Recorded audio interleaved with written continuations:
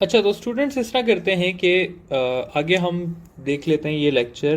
Basically tricks हैं आपके पास of cross and dot product. तो जिस तरह अभी हमने एक लेक्चर पहले पढ़ा था क्रॉस और डॉट से पहले एडिशन और कंपोनेंट्स ऑफ वेक्टर की एक ट्रिक्स का, इसी तरह हम एक ये भी पढ़ेंगे क्रॉस और डॉट प्रोडक्ट की ट्रिक्स का। अब क्या है स्टूडेंट्स के सवाल इस तरह का होगा आपके पास कि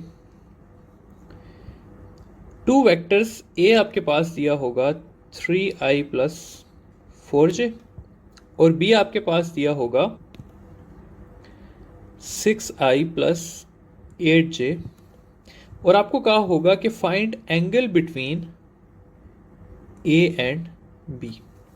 तो इस तरह के जितने भी सवाल होंगे जिसमें आप लोगों को ए और बी दिया होगा वेक्टर फॉर्म में, यहां पर देखें ए और बी आपको दिया हुआ है वेक्टर फॉर्म में और आपसे एंगल पूछा होगा, तो एंगल जहां पे पूछा हो वहां पे सबसे बेहतर जो तरीका होता है वो होता है डॉट प्रोडक्ट को यूज करने का। कैसे डॉट प्रोडक्ट को यूज करने का, देखें यहां पर मैं लिख सकता हूं कि A dot B is equal to A B cos of theta. अब ए को अगर मैं लिखूं तो मैं लिख सकता हूं 3i प्लस 4j, बी को मैं लिख सकता हूं 6i प्लस 8j। अब यहां पर मुझे लिखना है ए और बी का मैग्नीट्यूड, तो चलें वो फाइंड कर लेते हैं। ए का मैग्नीट्यूड फाइंड करने जाऊंगा तो वो हो जाएगा 3 square plus 4 square under the root, जिसका आंसर 5 आ जाएगा। और बी का मैग्नीट्यूड फाइंड करने जाऊंगा तो वो हो जाएगा 6 square plus 8 square under the root, जिसका आंसर 10 आ जाएगा। तो अब मैं यहां पे लिख सकता हूं 5 इंटू 10 कॉस ऑफ थीटा। यहां पे 3 6 से मल्टीप्लाई हो जाएगा, 4 8 से हो जाएगा, तो आंसर मेरे पास आ जाएगा 18 plus 32 is equal to 50 cos of theta. ये हो जाएगा 50 is equal to 50 cos of theta, या मैं लिख सकता हूं theta is equal to cos inverse 1, जिसका आंसर आ जाएगा मेरे पास 0 डिग्री। तो दोनों वेक्टर्स के बीच में एंगल कितना हुआ, 0 डिग्री हुआ। ठीक है, तो डॉट प्रोडक्ट का स्टूडेंट्स यहां पे आपको मैं सबसे एक मेन यूज बता रहा हूं कि डॉट प्रोडक्ट आपने कहां पे यूज करना है। डॉट प्रोडक्ट आपका यहां पे बहुत अच्छा यूज हो सकता है। ठीक है, अगले सवाल की तरफ जाते हैं जरा सा। सवाल कुछ इस तरह का होगा, आपको दिया हुआ होगा कि रिजल्टेंट ऑफ टू वेक्टर्स, ए की वैल्यू भी दी होगी 2i प्लस 7j और बी की वैल्यू भी दी होगी 8i माइनस 12j। ठीक है, रिजल्टेंट आर बल्कि लिख लेते हैं ऑफ टू वेक्टर्स ए और B is cross multiplied with another vector C, जो है वो आपको दिया होगा 10i प्लस 8j और एंगल पूछा होगा कि find the angle between R cross C and C A या बी, कोई भी एक एंगल दिया हो, कोई भी एक वेक्टर दिया होगा। अब ये क्वेश्चन कैसे स्टूडेंट्स, ये देखने वाली बात है। मैं कहता हूं जी कि सबसे पहले आपको इसका आंसर बताता चलूं, इसका आंसर जो है वो 90 डिग्री होगा। सवाल ये है कि भाई क्यों होगा। देखिए मैं कहता हूं कि एक पेज है आपके पास, ये एक्स, ये वाई एक्सिस है आपका, ये जो है ये आपका एक्स एक्सिस है। कोई भी रैंडम वेक्टर से लें, ये जो आपको इंफॉर्मेशन दी हुई ऐसे कंफ्यूज करने के लिए। मैं कहता हूं ये ए वेक्टर है, ये है आपके पास बी वेक्टर, तो ये जो रेड है ये आपके पास क्या आ गया, रिजल्टेंट आ गया। तो ये रेड को मैं यहाँ पे ड्रॉ कर देता हूँ, ये आ गया आर वेक्टर। फिर एक और वेक्टर है वो सी वेक्टर इन्होंने नाम दिया हुआ है, तो सी वेक्टर को देख लेते हैं। मैं कहता हूँ ये एक सी वेक्टर है, तो ये आ गया आपके पास सी वेक्टर। पेज पे अगेन ड्रॉ कर लेते हैं इन लोगों को, तो पेज अगर मैं यहाँ पर ले आऊँ तो ये आ गया आपका पेज, ये आपका एक्स और वाई एक्सिस आ गया। अब स्टूडेंट्स बात ये है कि जब मैं इनको क्रॉस मल्टीप्लाई करूंगा तो मुझे राइट हैंड रूल यूज करना पड़ेगा। जब मैं राइट हैंड रूल यूज करूंगा तो जो के का डायरेक्शन होगा वो आ जाएगा मेरे pass out of the paper. ठीक है ना, आर को अगर मैं इस सी से मल्टीप्लाई करूंगा तो मेरे पास जो क्रॉस प्रोडक्ट आएगा वो आएगा आउट ऑफ द पेपर। ठीक है, तो आउट ऑफ द पेपर और इस प्लेन ऑफ द पेपर के बीच में हमेशा एंगल कितना रहेगा, 90 डिग्री रहेगा। तो क्रॉस प्रोडक्ट का हमेशा एंगल होता है 90 degree with the vectors which give cross product। ठीक है, तो आई होप कि ये चीज आपको समझ आ गई होगी कि क्रॉस प्रोडक्ट का एंगल हमेशा 90 डिग्री होता है। फॉर एग्जांपल अगर मैं कहूं कि मैं दो वेक्टर्स को ए और बी, कोई भी दो वेक्टर्स को क्रॉस प्रोडक्ट करता हूं, तो इस क्रॉस प्रोडक्ट का जो आंसर होगा वो परपेंडिकुलर होगा टू ए वेक्टर और वो परपेंडिकुलर होगा to B vector as well.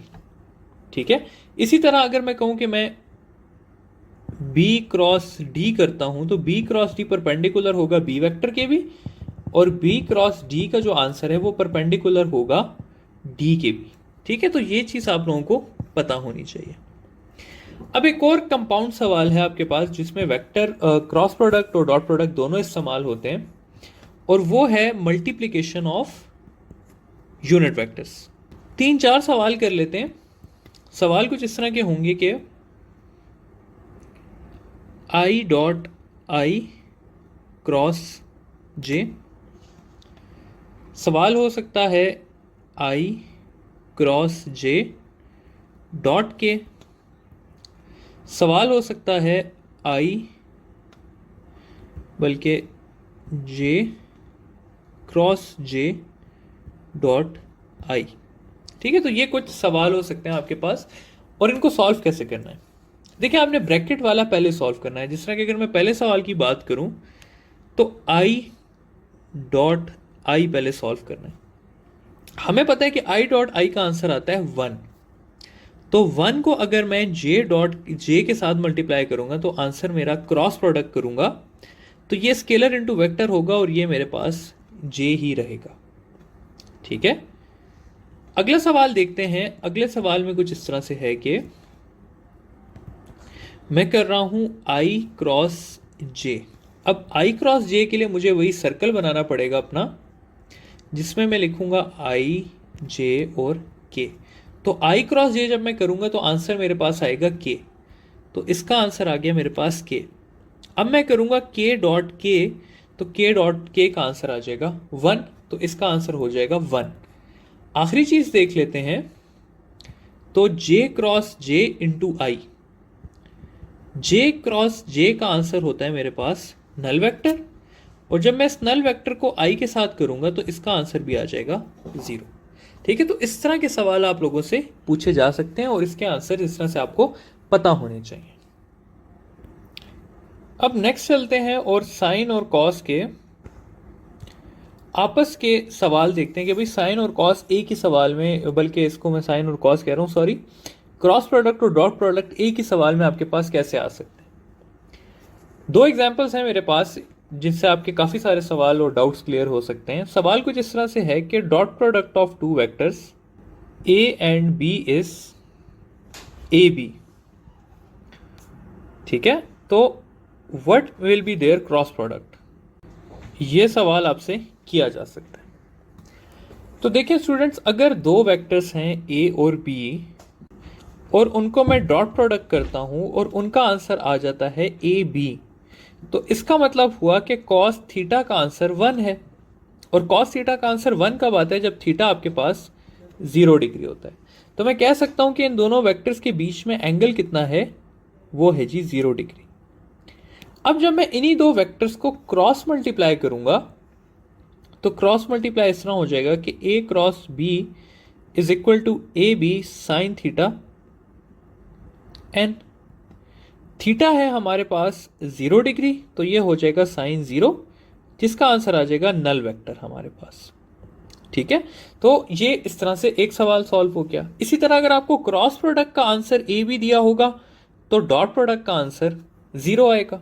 क्योंकि क्रॉस प्रोडक्ट का अगर आंसर मैक्सिमम आ रहा है तो इसका मतलब है कि दोनों वेक्टर्स के बीच एंगल कितना है, 90 डिग्री है। फाइनली एक और सवाल जो मैं आप लोगों को कराना चाहता हूं वो इस तरह का होता है कि उसमें आपको क्रॉस प्रोडक्ट का मैग्नीट्यूड और डॉट प्रोडक्ट का मैग्नीट्यूड दिया होता है। कैसे दिया होता है?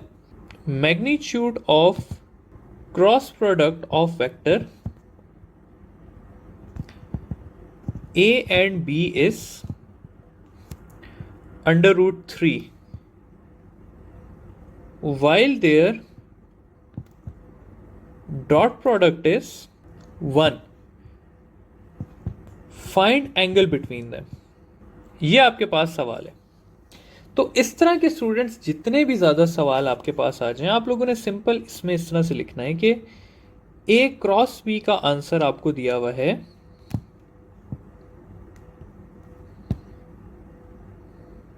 a क्रॉस b के मैग्नीट्यूड का आंसर है आपके पास अंडर रूट 3 और a डॉट b के आंसर है 1। ठीक है, तो मैं लिख सकता हूं इस तरह करके कि a क्रॉस b आपके पास इक्वल होता है a b साइन थीटा के, जबकि a डॉट b जो है वो इक्वल होता है a b कॉस थीटा के। इन दोनों को आपने करना होगा डिवाइड। जब आप डिवाइड करेंगे तो ये ए बी कैंसिल हो जाएगा और ये sine theta divided by cos theta change हो जाएगा टेन थीटा में। तो इसको मैं सिंपली लिख सकता हूं कि tan theta is equal to A cross B है अंडर रूट 3 और ए डॉट बी है 1। क्या मैं इसको लिख सकता हूं? Theta is equal to tan inverse -1 under root 3, जिसका आंसर मेरे पास आ जाएगा 60 डिग्री। ठीक है, तो इन दोनों वेक्टर्स के बीच में एंगल कितना था? 60 डिग्री था। तो ये थे स्टूडेंट्स आपके पास सवाल क्रॉस और डॉट प्रोडक्ट के, जो कि प्रॉपर्टीज से हट के थे। ठीक है, तो आई होप कि आपको ये सारे सवाल समझ आ गए होंगे और इसी के थ्रू आप मजीद इन्हीं चीज़ों को इस्तेमाल करके अगर थोड़े से इधर उधर क्वेश्चन आ जाए तो आप कर सकते हैं, क्योंकि वेक्टर्स के सारे सवाल कराना स्टूडेंट्स इम्पॉसिबल होता है। आप अनलिमिटेड सवाल बनाए जा सकते हैं वेक्टर्स के। ठीक है, तो इसलिए आपके अगर ये कॉन्सेप्ट्स क्लियर हैं, आपको पता है कि कौन सा वेक्टर किस तरह से मल्टीप्लाई होगा, किस तरह से ऐड होगा, तो आई होप कि आप ये सारे सवाल कर सकेंगे।